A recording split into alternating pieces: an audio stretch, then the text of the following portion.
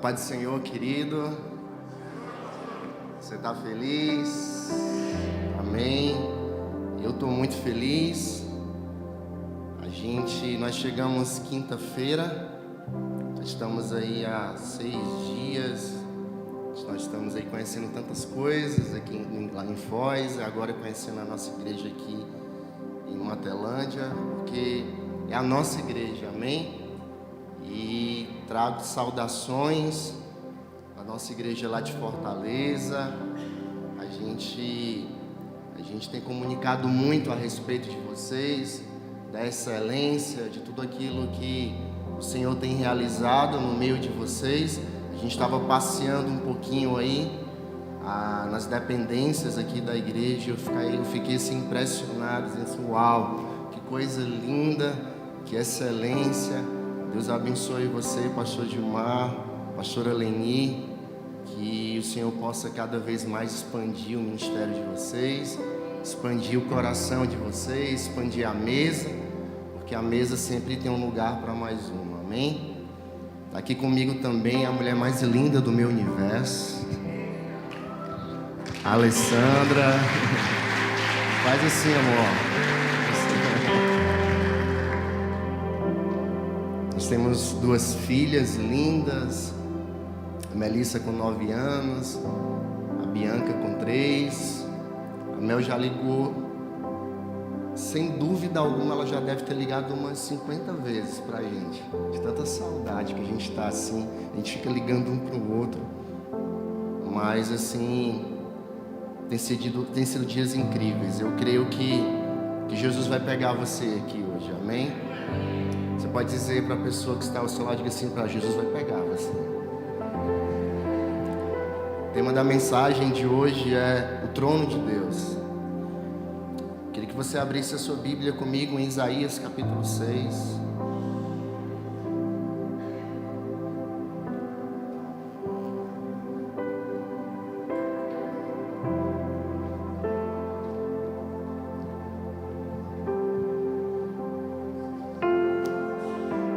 Que o Senhor possa se fazer presente no nosso meio, Jesus. Alinha os nossos corações a Ti, Pai. Tira tudo aquilo que impede, Pai, a nossa perfeita adoração, o nosso perfeito louvor a Ti, Jesus. Que não haja nenhum ruído, nenhum muro, Pai. Nada, Pai, nenhum obstáculo venha interferir, Pai, para que a chama do Teu Evangelho possa nos aquecer, Senhor. Então ora essa noite, Pai, para que corações possam ser aquecidos aqui, Senhor. Que brasas vivas venham ser retiradas do Teu altar, Senhor Deus, a fim de que essas brasas toquem pessoas aqui, Pai. Nós queremos sair daqui purificados, Senhor. Não purificados por uma vocação, ou por uma habilidade, ou por uma competência. Nós queremos sair daqui purificados pela Tua santa natureza, Jesus. Então faz aquilo, Senhor Deus, que só Tu podes fazer, Jesus. Não há nada, Pai, que eu possa fazer. A minha mão não consegue entrar nos lugares mais profundos da consciência, das emoções de cada pessoa que está aqui. Mas a Tua mão, Pai, o Teu Espírito Santo, Ele é capaz de acessar o Teu patos, o extremo de Deus. Se o Teu Espírito Santo acessa o extremo da eternidade, então o Espírito Santo acessa, Senhor Deus, a nossa humanidade, a fim de que nós possamos sair daqui diferentes, Senhor. Nós não queremos sair daqui, Pai, da mesma maneira que nós entramos, Pai. Nós queremos um toque do Teu Espírito Santo, Senhor. Então, Pai, em nome de Jesus Cristo, Senhor, toca a vida de cada um que está aqui, Senhor. Incendeia, Espírito Santo. Incendeia, Pai. Provoca em nós um avivamento, Senhor. Um avivamento de consciência, de lágrimas, Senhor. Faz aquilo que Te apraz, Senhor. Governa, Pai, no nosso meio, Senhor. Governa no nosso meio. Alinha a nossa mente ao nosso coração. Que não haja distância, Senhor, entre aquilo que nós pensamos e aquilo que nós sentimos. Nós queremos ser abalados, Pai. Oh, eu sinto o Espírito Santo aqui. Nós queremos ser abalados, Espírito Santo. Nós queremos ser esmagados pela Tua presença, Senhor. Uma presença manifesta que se revela, Senhor. Nós queremos dizer, Pai, e declarar, nós queremos Te ver, Jesus. Te ver face a face, Senhor Deus. Abre os nossos olhos espirituais, Senhor. Nada mais, nada além de Ti. Só quero a Ti. Nada mais, nada mais, nada além de Ti. Uma vez que eu coloquei os meus olhos em Ti, nada mais me satisfaz.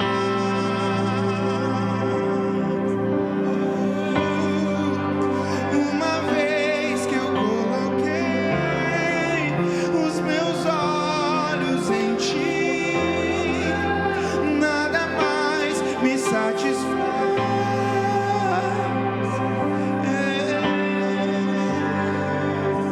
Só quero a Ti, nada mais, nada mais, nada além de Ti. Só quero a Ti, nada mais, nada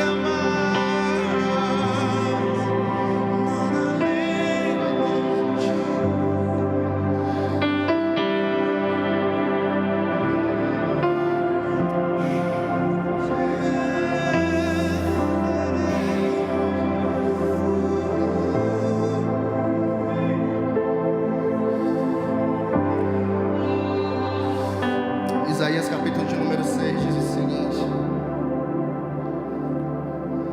no ano da morte do rei Uzias, eu vi o Senhor assentado sobre um alto e sublime trono. A aba do seu manto preenchia todo o templo. Em torno dele posicionavam-se serafins. Cada um deles tinha 6 asas, com 2 cobriam o rosto, com 2 cobriam os pés e com 2 voavam. E ao mesmo tempo clamavam uns aos outros, dizendo: Santo, Santo, Santo é o Senhor dos exércitos. Toda a terra está cheia da sua glória. Ao som das suas vozes, os batentes das portas tremeram e o templo ficou repleto de fumaça. Então bradei eu: ai de mim, não tenham salvação. Portanto, sou um homem de lábios impuros e vivo no meio de um povo de impuros lábios. E os meus olhos contemplaram o Rei, o Senhor dos exércitos. Você pode aplaudir a Jesus por isso.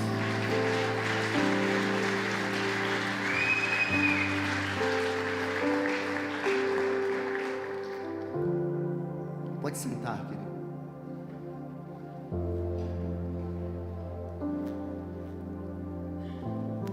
Falar do livro de Isaías, sem dúvida alguma, é falar da peça central da literatura profética do Velho Testamento.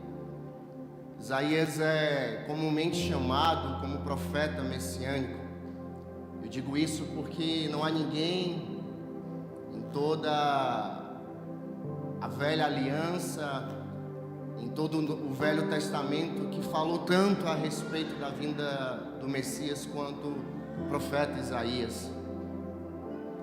Entre todos os profetas, ele é esse profeta que aponta para Jesus, que aponta para esse Messias.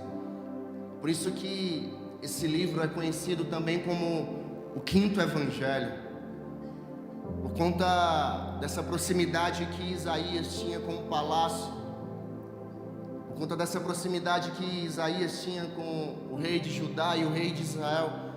Ele é conhecido como o profeta palaciano. Eu acho interessante que a profecia de Isaías, ela é dividida em 2 partes. A primeira parte, ela está do capítulo de número 1 até o capítulo de número 39. Esses 39 capítulos há um foco da profecia de Isaías.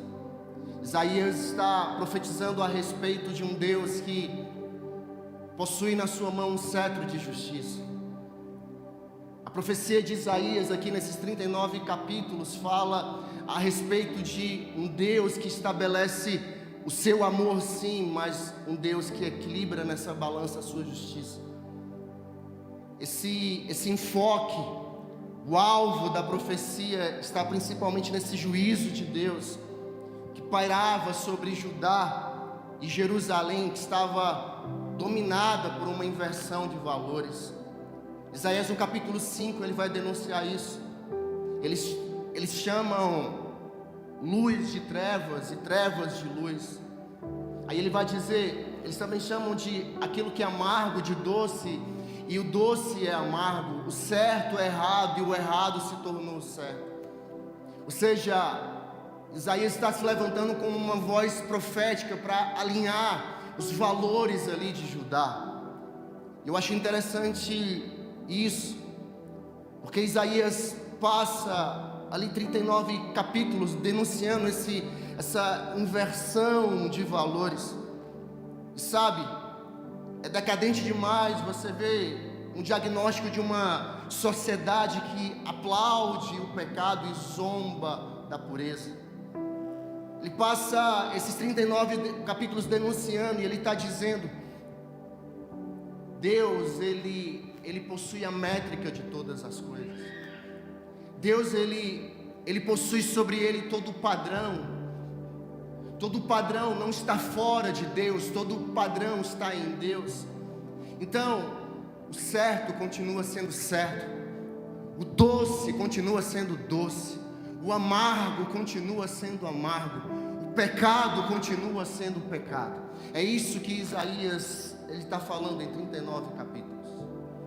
A segunda parte, do capítulo 40 ao capítulo 66, Isaías ele muda aqui o foco, porque Judá já havia sido cativa pela Babilônia através de Nabucodonosor. Então Judá estava debaixo de uma servilidade ali. Então o foco aqui de Isaías muda, porque Judá já estava debaixo do juízo de Deus. Ou seja, Isaías começa a estabelecer um novo foco. E o foco de Isaías agora é a respeito de um Deus que tem ciúme, a respeito de um Deus que não nega a sua divindade, que não troca a sua glória, que não divide a sua glória com nenhum outro Deus. Então ele começa a apontar para esse Deus que ele é ciumento, esse Deus que não troca a sua glória, e ele profetiza a respeito de um Deus que recusa ser comparado com outros deuses, porque Judá estava ali cativa.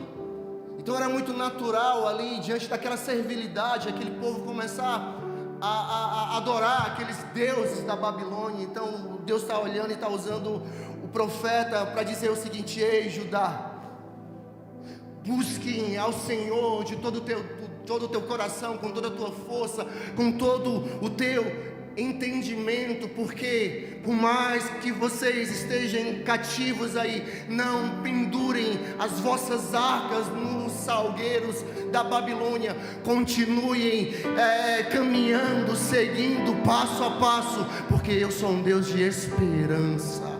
É isso que Isaías está dizendo aqui. Há uma esperança. Isaías passa 40 anos profetizando. Ele começa o capítulo 6 de forma tão sublime, tão marcante, porque o capítulo 6 essa narrativa desse encontro. Não sei se você que chegou aqui, você já teve um encontro com Jesus.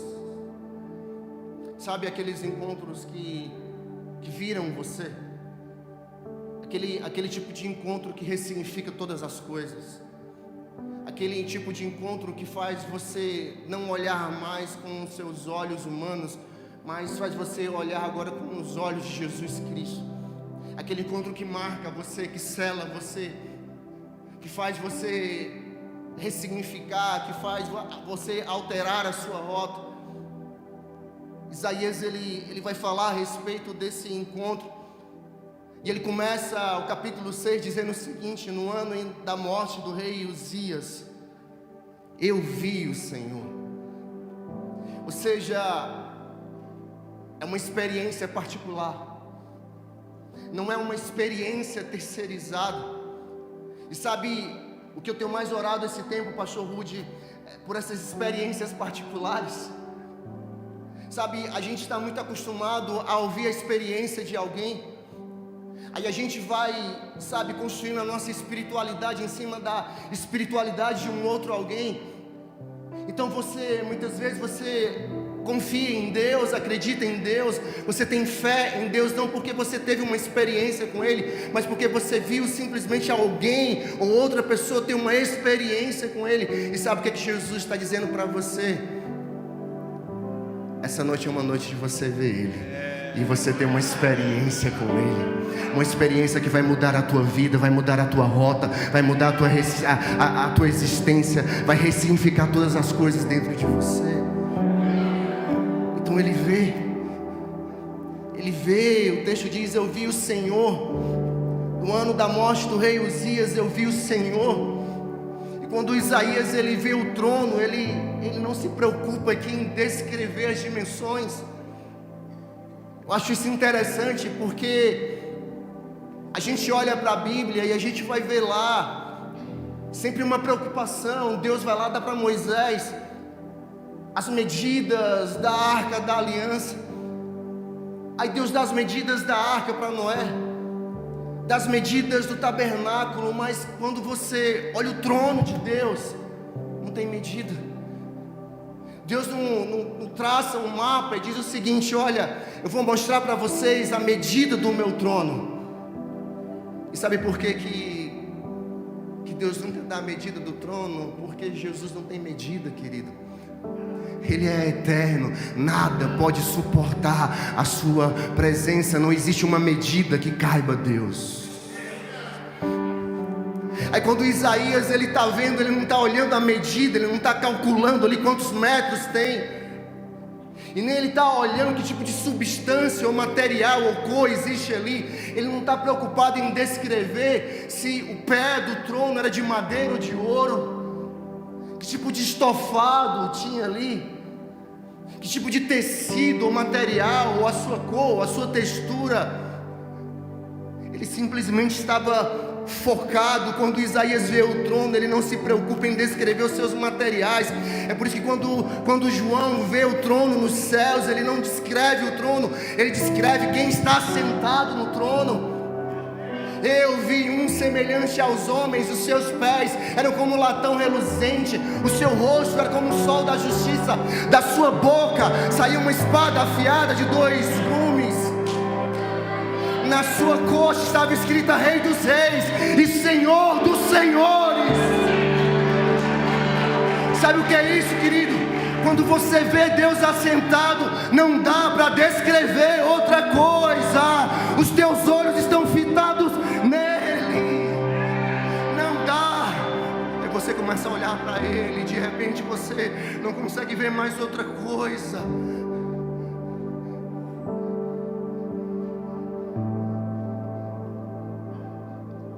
Não dá para descrever. Tudo perde sua forma, tudo perde seu valor. O que a gente descrevia, a gente não descreve mais. Aquilo que era importante muitas vezes para a gente só quer olhar para Ele.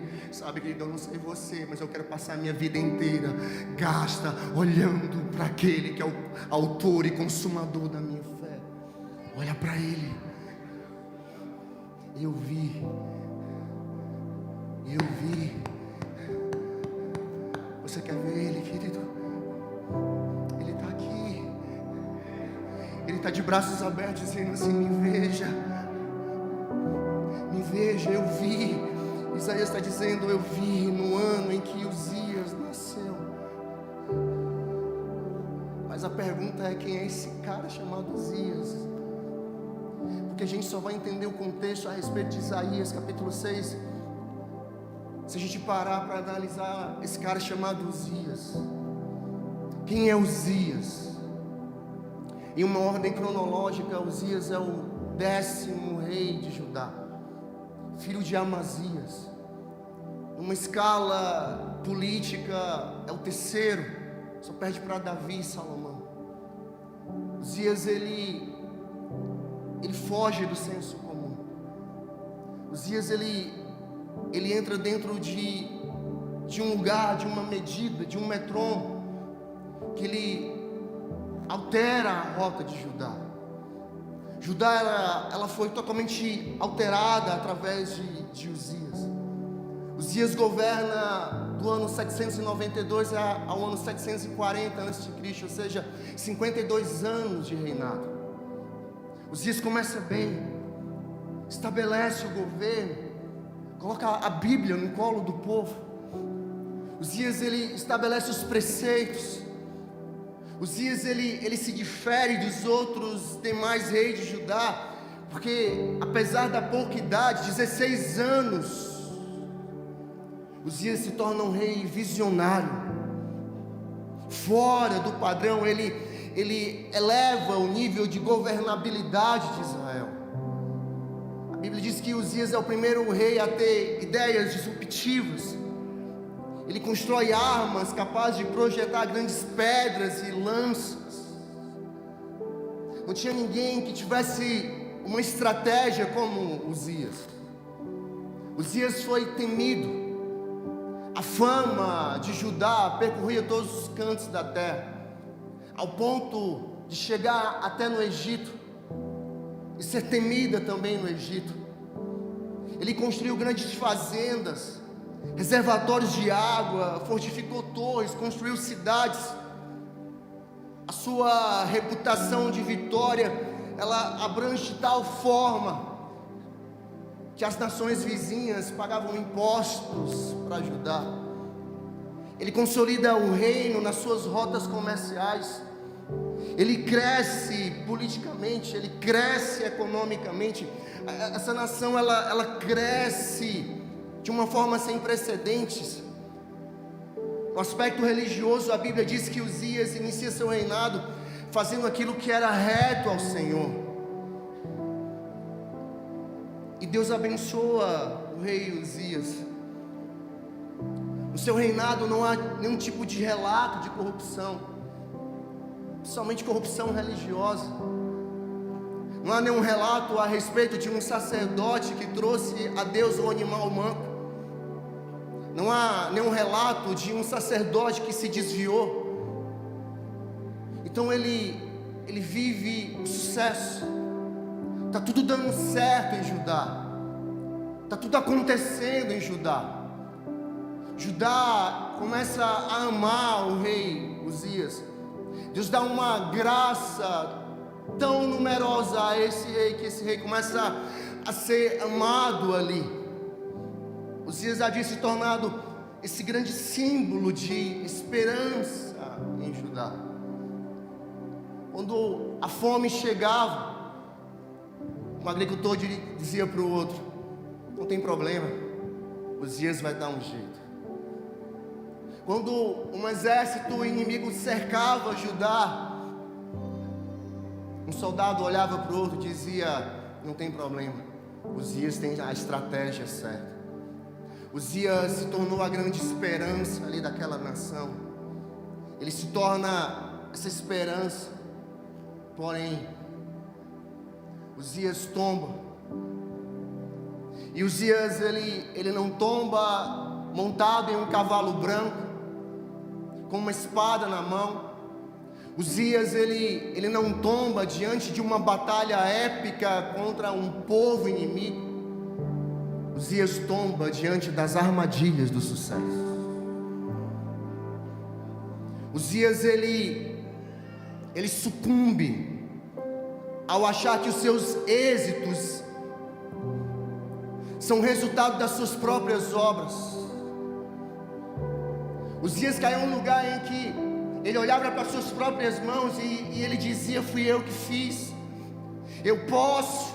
eu consigo, eu sei fazer, eu tenho a melhor estratégia, eu sou a solução, eu é que tenho a esperança. Aí Isaías está parando, Uzias está dizendo o seguinte: não, Uzias, não é você, é graça, não é você que é bom, é Ele que é bom, não foi você que ganhou, foi Ele que ganhou. A vitória não é sua, a vitória é dele, porque dele, por Ele e para Ele são todas as coisas. Não tem a ver com você, tem a ver com Ele. Uou! Baixa a bola, cara.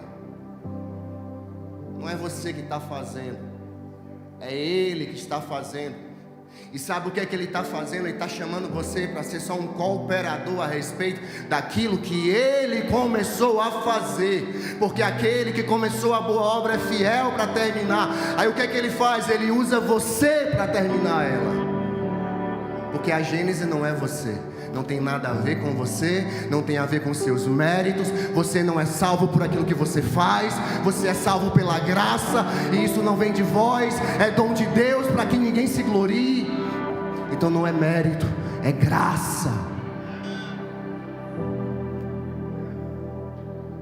Sabe qual é a minha oração? Que Deus comece a diminuir a gente. É por isso que aquele templo começa a se encher de fumaça. De repente o profeta não se via mais. Que diminua eu, Senhor, para que Tu cresça, Senhor. Que eu desapareça e que Tu apareça. Essa aí é a geração que Deus está querendo levantar nesses dias. De homens e mulheres que não confiam na sua habilidade. De homens e mulheres que não confiam na sua competência, de homens e mulheres que não confiam nos seus dons, mas que confiam naquele que é o Redentor e que vive eternamente pelos séculos dos séculos. Então é dele, nasce nele.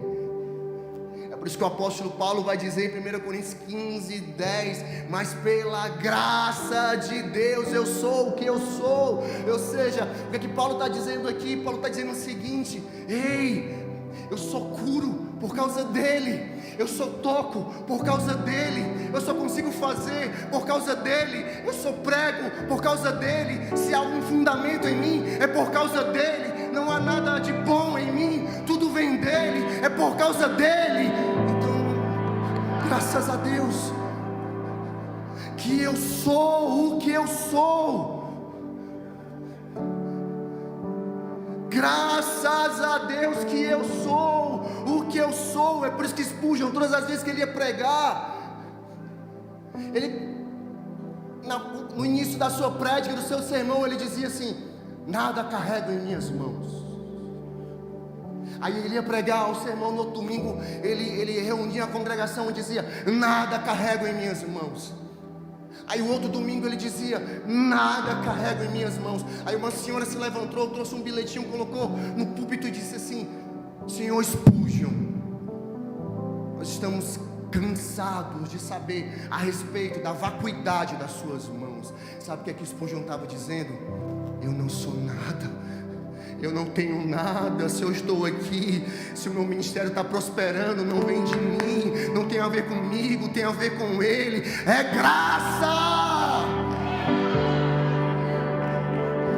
graça.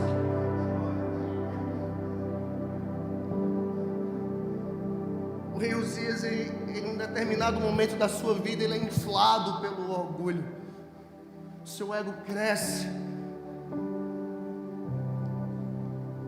Aí ele entra dentro do templo, contrariando os sacerdotes.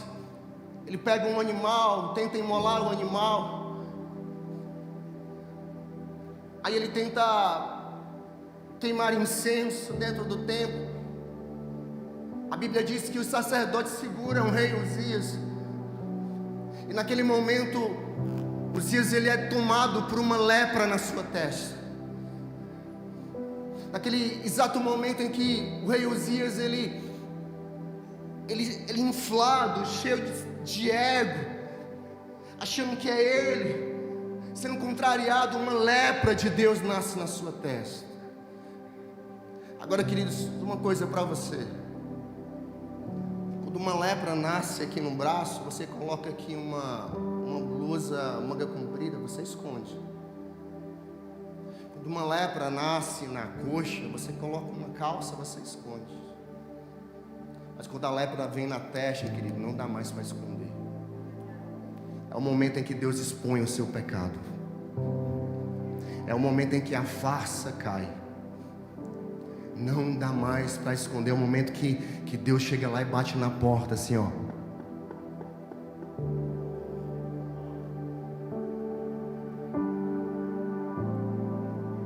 Não dá para esconder. Está na testa. E a lepra está na testa. Aí ele tomba com sucesso. Deixa eu falar uma coisa para você, querido. Você não é tão vulnerável quanto quando você está perdendo, quanto quando você está ganhando. Você não está tão exposto quando você está contando os seus prejuízos, quando você está contabilizando os seus lucros. Você não está tão vulnerável ao diabo quando você está sozinho, muitas vezes no seu quarto, chorando em lágrimas, decepcionada porque alguém lhe rejeitou, ou porque você recebeu uma palavra, ou algo de errado aconteceu com você, ou porque você está experimentando um dia mal na sua vida, porque quando você está em cima de uma montanha e tudo está dando certo na sua vida. Olha para a pessoa que está ao seu lado e diga assim com ela: cuidado com o êxtase do sucesso.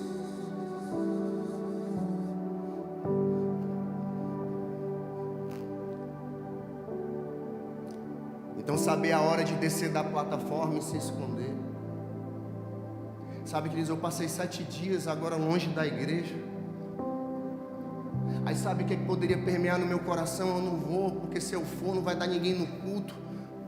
Se eu for, aí as pessoas não vão frequentar o culto. Se eu for, as coisas não vão acontecer. Não. Eu recebi uma mensagem domingo dizendo assim: pastor, os 2 cultos lotados, a igreja virou, o céu desceu sobre a terra. Uau, glória a Deus por isso. A igreja não está sobre mim, a igreja está sobre Ele. Ele governa a igreja, não eu. Ele sustenta de geração em geração. É Ele. Eu.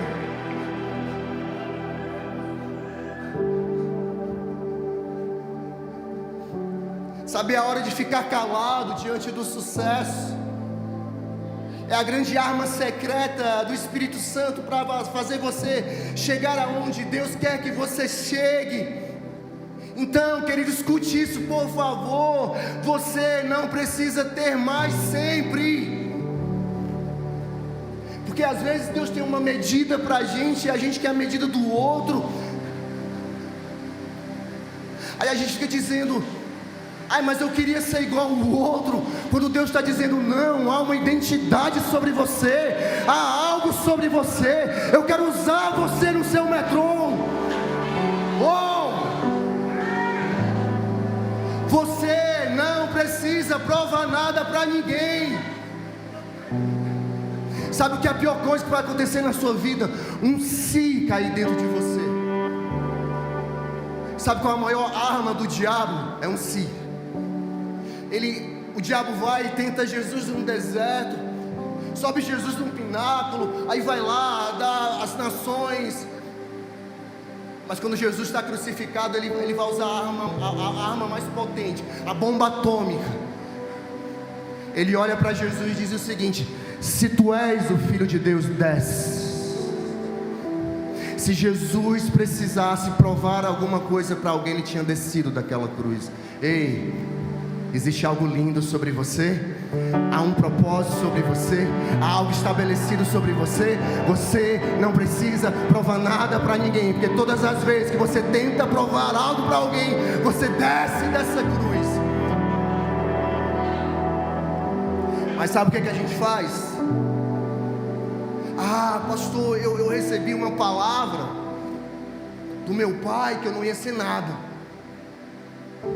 Eu disse para ele que eu ia fazer tal coisa. Ele disse assim para mim: você não vai conseguir, você não vai ser nada. E você está gastando a sua vida inteira tentando provar para o seu pai que você vai conseguir. Aí você está gastando a sua vida tentando provar para sua mãe aquilo que ela não acreditou que você vai conseguir. Aí você está se gastando em algo que Deus nunca chamou você para fazer. E a maior tragédia da sua vida, querida, é você terminar ela fazendo aquilo que Jesus nunca mandou você fazer. Então você não precisa ser mais sempre. Você não precisa provar nada para ninguém. Você não precisa ser melhor sempre.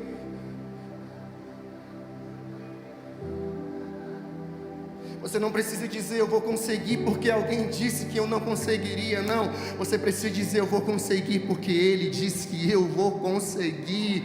Isso é suficiente. Oh, Espírito Santo, eu sinto Deus aqui. E qual é o impacto da visão do trono de Deus na nossa vida? Em primeiro lugar,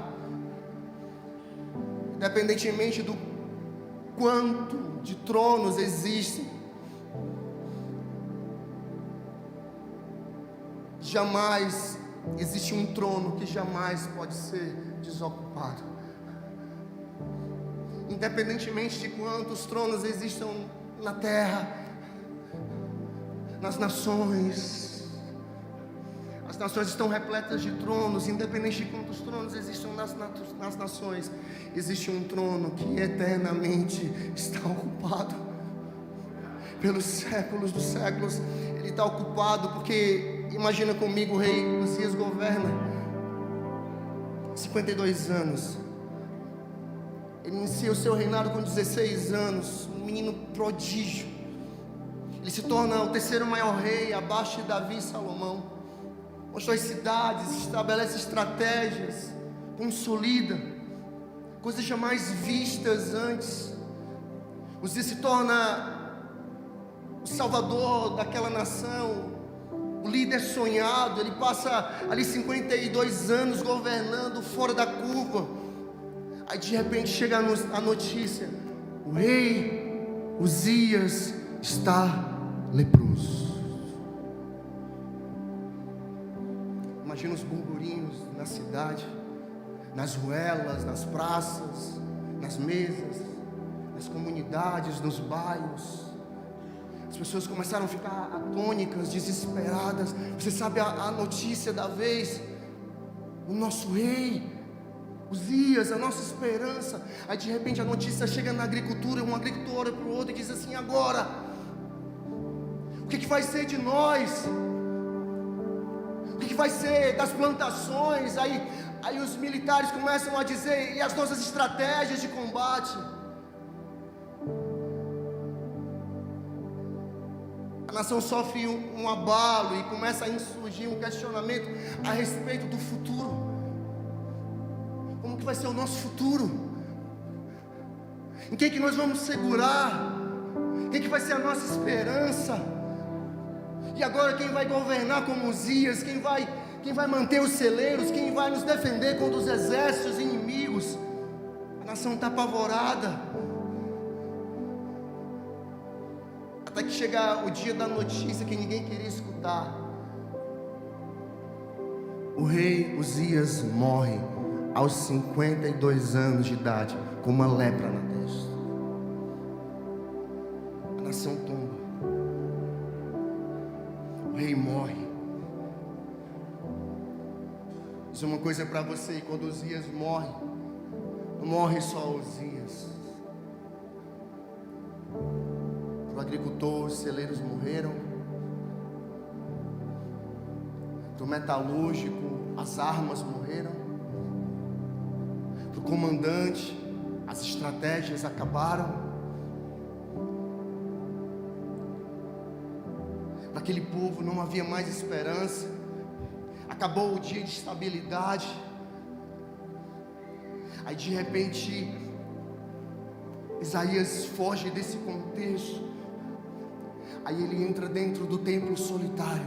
E quando o profeta Isaías pisa os seus pés no templo, aí ele escuta uma voz dizendo: Kadosh, Kadosh, Kadosh, Kadosh, Santo, Santo, Santo, Santo, Santo, Santo. Eu só vou parar quando você der um glória a Deus aí. Santo, Santo, Santo, Santo, Santo, Santo. Você pode declarar isso: Santo, Santo, Santo, Santo, Santo, Santo, Santo, Santo, Santo, Santo.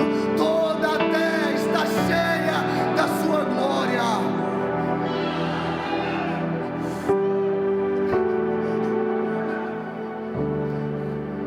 Aí ele olha para cima.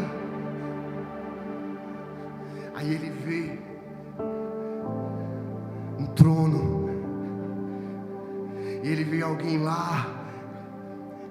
Aí ele olha para cima. Aí vê Deus assentado em um alto e sublime trono. Sabe o que é que Deus estava dizendo para Isaías? Estava dizendo assim: ei, Isaías, o trono de Uzias está desocupado, mas o trono do céu continua ocupado pelos séculos dos séculos. A Ele a honra e a glória eternamente. Ele está ocupando o lugar.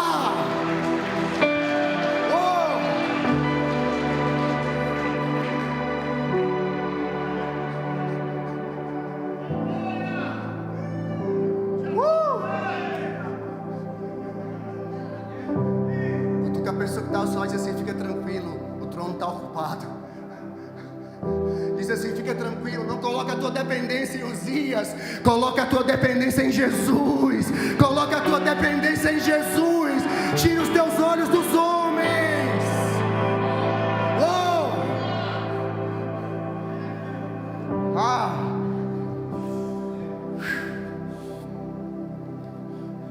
O trono da terra está vazio, mas Deus não está sendo pego de surpresa.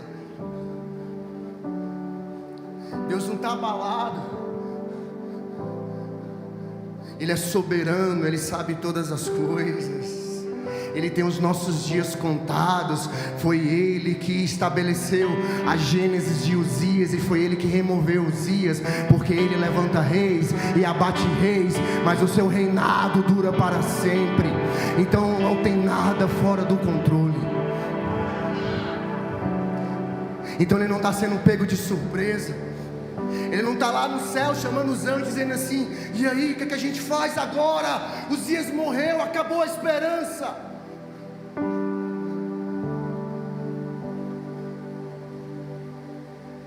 Não. Deus está assentado em um alto e sublime trono. Não há dúvidas. Não há nenhuma dúvida pairando no coração de Deus. Deus não está em dúvida, sem saber o que fazer. É por isso que nas horas mais difíceis, mais inseguras da nossa história, a gente precisa erguer os nossos olhos e entender que Ele reina.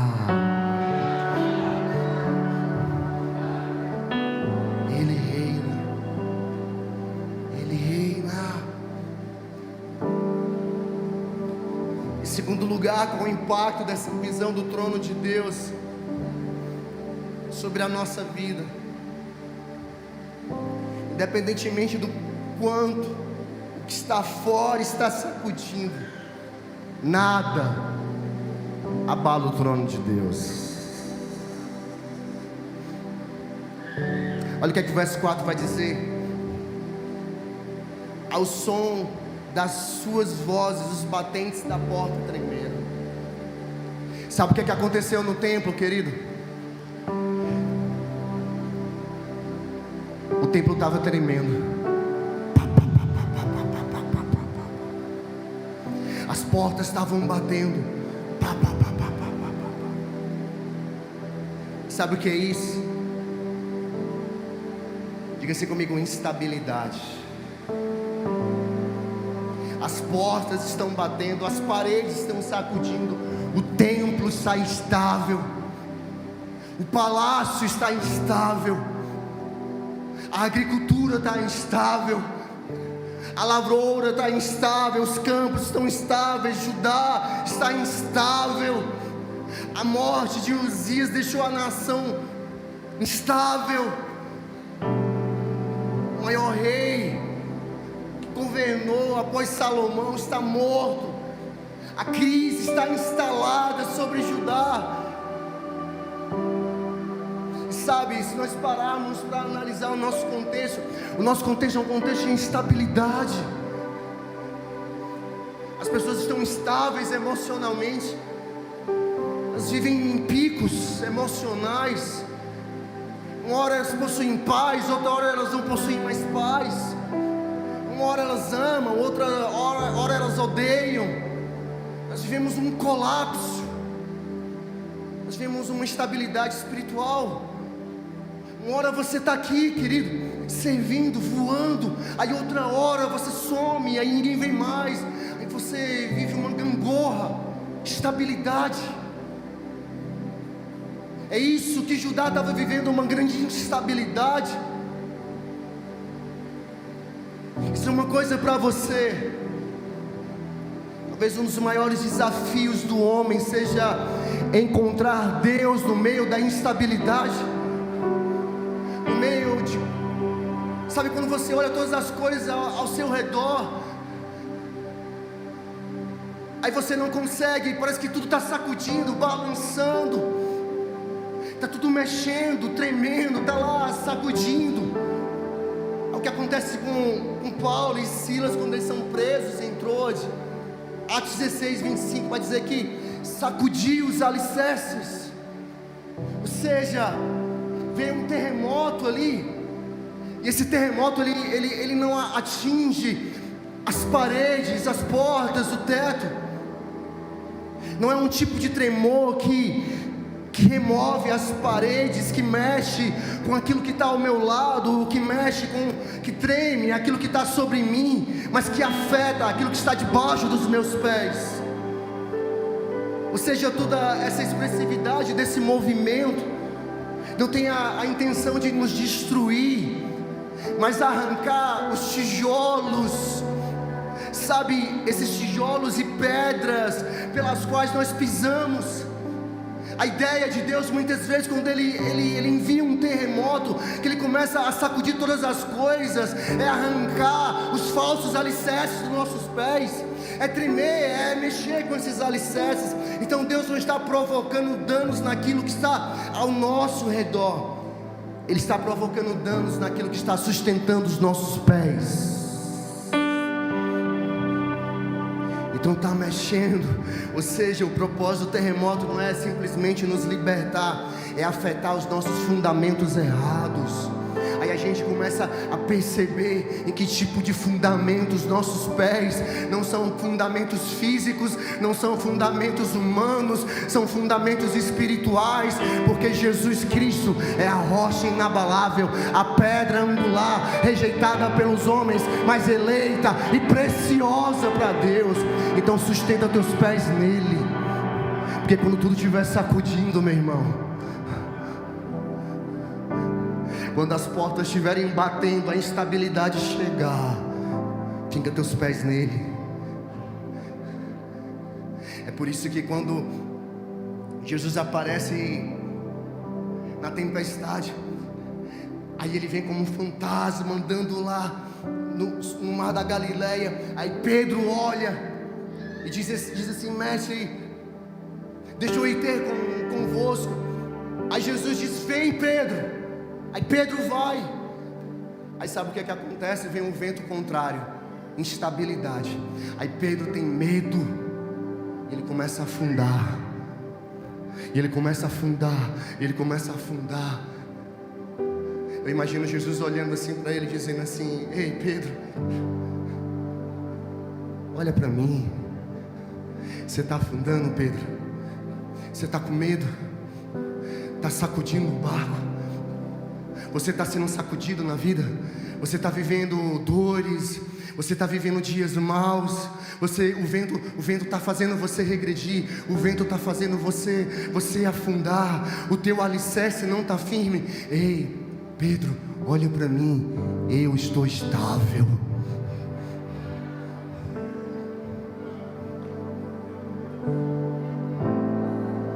O vento está batendo em mim, Pedro.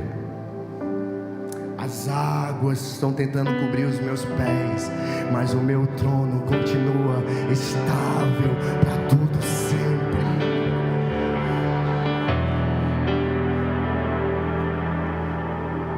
Eu estou estável. Estou estável. Estou estável. Então Uzias morreu. Sabe qual é a minha oração, querido? Que Uzias morra na sua vida. Chegou um tempo de Uzias, de toda lente voltada em habilidade humana, dependência de habilidade humana, competência. Eu não estou dizendo que isso é uma coisa boa, querido. Ser competente é bom, ser excelente é bom, mas os nossos olhos não podem estar fitados numa confiança humana. Que bom que Uzias morreu, porque quando Uzias morre, Isaías vê Jesus, Deus, assentado em um alto e sublime trono.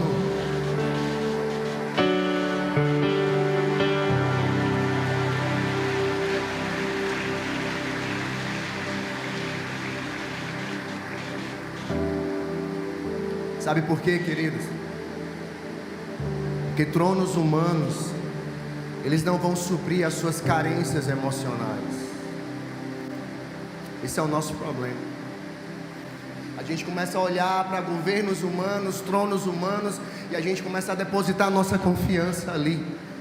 A gente começa a olhar para um líder e a gente começa a colocar a nossa confiança ali. A gente começa a olhar para um pastor, aí a gente coloca a nossa confiança lá, e toda a nossa confiança lá. Isaías está dizendo não. Eu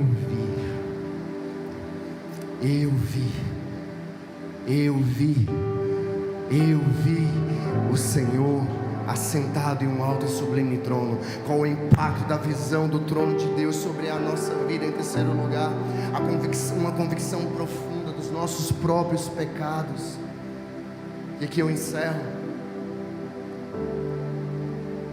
porque Isaías,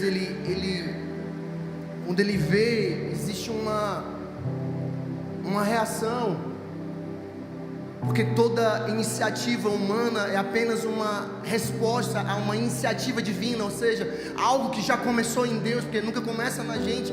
A gênese, o limiar de todas as coisas vem dele, ele é a fonte de tudo. Então quando ele se revela como essa fonte, sentado em um alto e sublime trono, isso demanda uma resposta minha e sua. Porque não é somente ter uma experiência com essa presença manifesta, não é simplesmente você olhar e dizer: uau, eu vi Deus, eu vi o trono de Deus, eu vi as portas batendo, eu vi coisas por fora, eu vi o exterior sendo mudado. Aí Isaías começa a cavar aqui, porque não é mais as coisas por fora que estão mudando, mas são as coisas por dentro de Isaías que estão mudando. Aí ele começa a dizer assim: ai de mim, ai de mim. Ele começa a enxergar, parece que Deus coloca assim, parece que tem um espelho lá no trono. Porque se você pega o capítulo 5, o capítulo anterior, você vai ver lá do verso 18 ao verso 22, Isaías dizendo: ai de vocês que chamam o amargo de doce, o doce de amargo. Ai daqueles ai dos sábios com seus próprios olhos e prudentes não aceitam conserto. Ai daqueles que são injustos. Ai daqueles que chamam certo de correto, o correto de certo. E a perspectiva aqui de Isaías é um olhar fora, sabe, que olhar fora da caixa, fora de você mesmo. Aí Isaías está vendo tudo fora, a porta batendo fora, trono fora. Aí chegou o momento do trono bater e tremer dentro dele. Aí quando o trono treme dentro dele, aí ele começa a dizer: não é mais ai dos outros, mas é ai de mim. Essa palavra ai, no hebraico, ela só poderia ser expressa uma única vez, de uma única forma, quando uma mãe perdia seu único filho. Imagina a dor de uma mãe que perde seu único filho.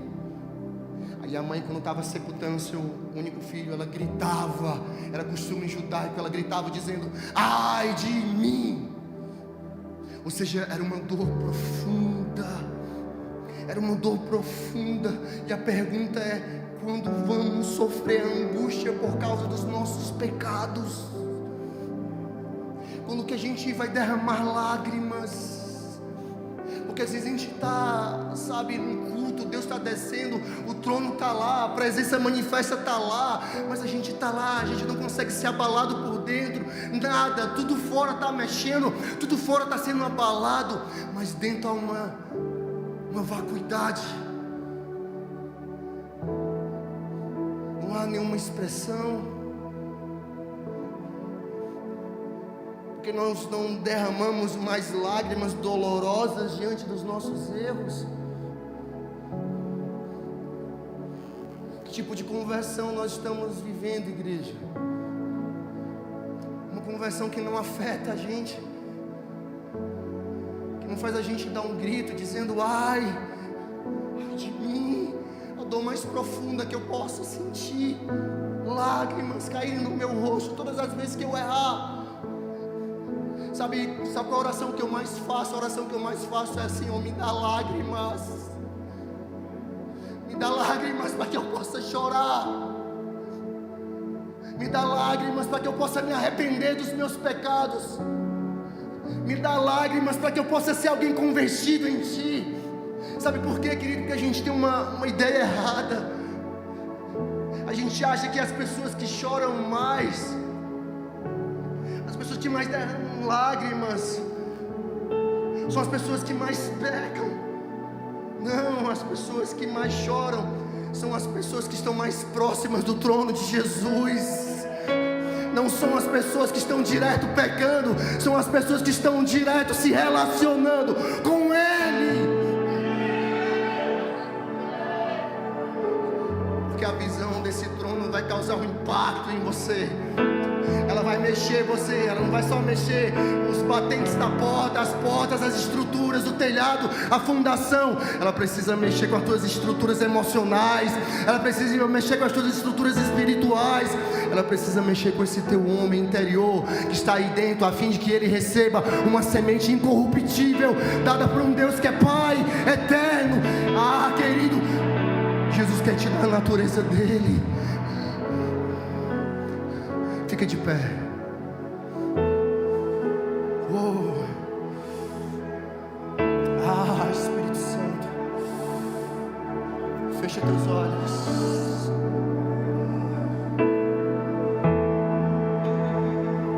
Fecha teus olhos. Essa noite é uma noite de encontro.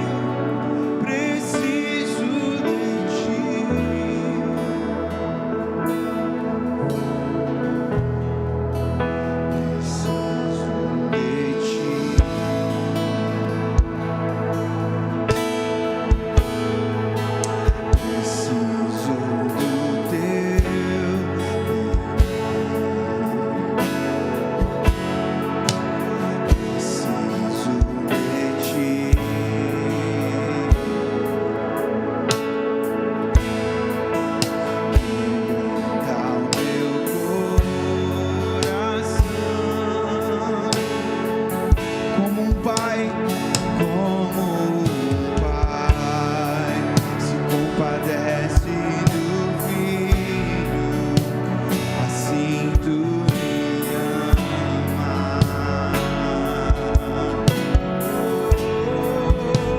Afasta as minhas transgressões, preciso de ti.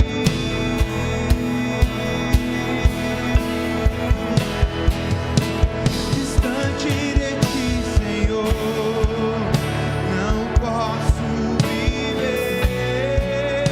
Não vale a pena existir. Escuta o meu, mas que o ar que eu respiro, preciso de ti.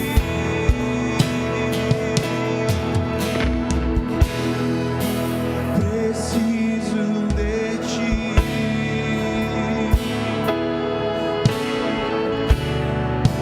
Preciso de ti.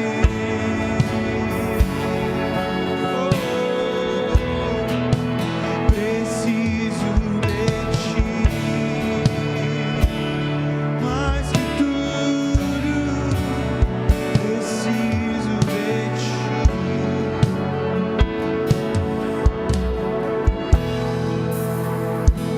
Eu quero orar junto com você.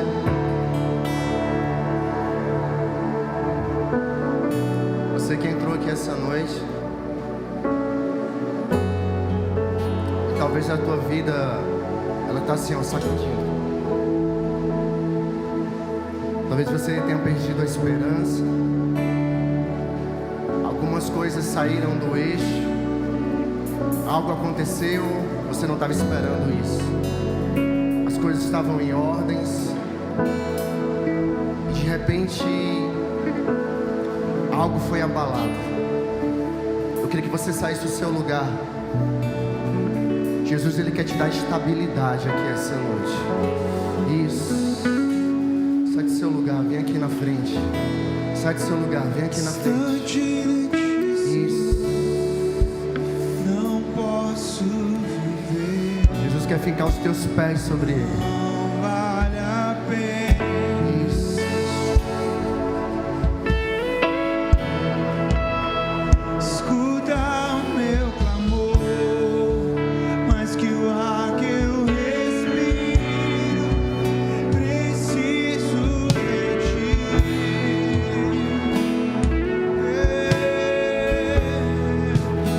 Distante de ti, Senhor, não posso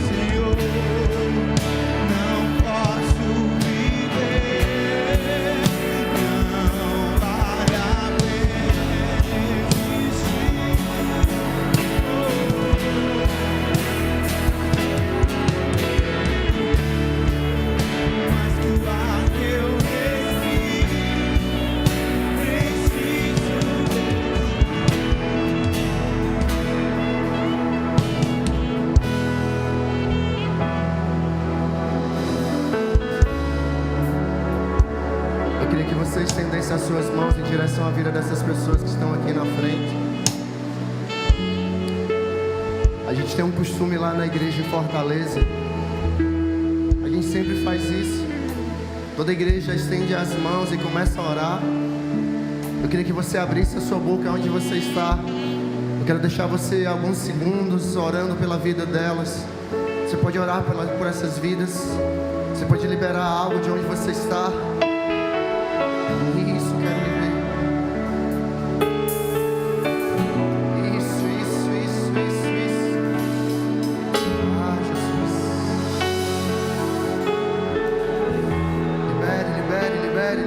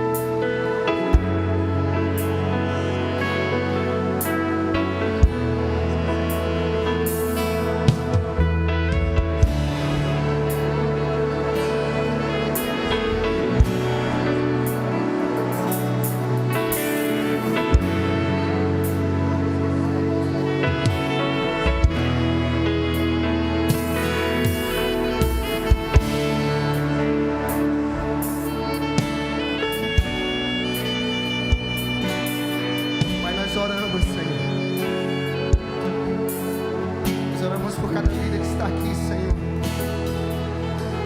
Ah, Senhor, eu não sei, Pai. Eu não sei qual é o problema, eu não sei qual é a tempestade, eu não sei o que está sacudindo, eu não sei o que está tremendo, sucumbindo, Senhor. Mas Tu és um Deus que sabe todas as coisas. Os Teus olhos são como chama de fogo. Os Teus olhos são capazes de prescrutar, Senhor Deus, as intenções do nosso coração, Pai. Ah, Senhor, que eles possam ser afetados, Pai. Que eles possam ser afetados não por algo que está mexendo fora, Senhor, não por algo que está sacudindo, Senhor, mas que eles possam ser afetados pela Tua paz, Senhor. A Tua paz que excede todo o entendimento humano. Pode tudo estar sacudindo fora, mas a paz dentro de nós, Senhor. Pode tudo estar mexendo fora, Senhor, mas nós oramos, Senhor Deus, por estabilidade, Pai. Estabilidade ministerial, estabilidade emocional. Nós rogamos a Ti, Pai, estabilidade, Pai. Coloca os nossos pés, Senhor. Coloca os pés de cada um que está aqui na frente, Senhor, na Tua rocha. Em Ti, Jesus. Faz isso, Pai. Em nome de Jesus. Em nome de Jesus. Você crê nisso? Você pode aplaudir a Jesus. Amém.